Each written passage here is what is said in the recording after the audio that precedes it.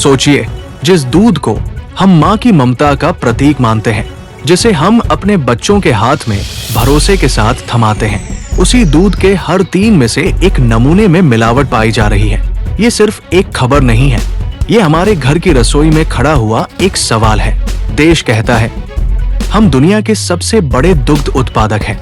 प्रति व्यक्ति उपलब्धता रिकॉर्ड स्तर पर है, उत्पादन लगातार बढ़ रहा है। तो फिर सवाल उठता है, अगर दूध पर्याप्त है तो मिलावट क्यों? क्या मांग ज्यादा है? क्या सप्लाई कम है?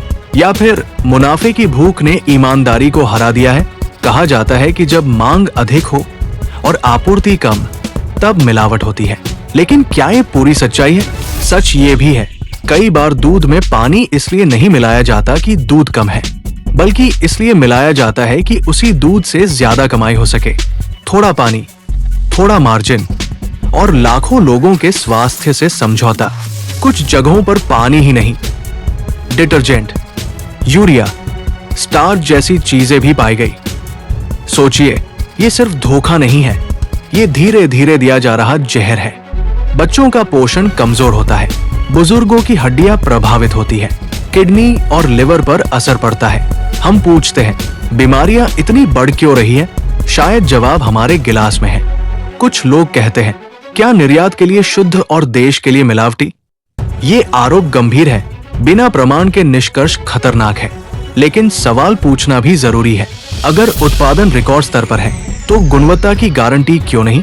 समस्या सिर्फ मांग और आपूर्ति की नहीं है, समस्या निगरानी की है, समस्या दंड की है, समस्या नैतिकता की है।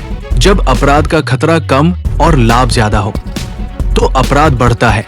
अब फैसला हमें करना है, क्या हम केवल सबसे बड़े उत्पादक होने पर गर्व करेंगे या सबसे सुरक्षित और शुद्ध बनने का संकल्प लेंगे?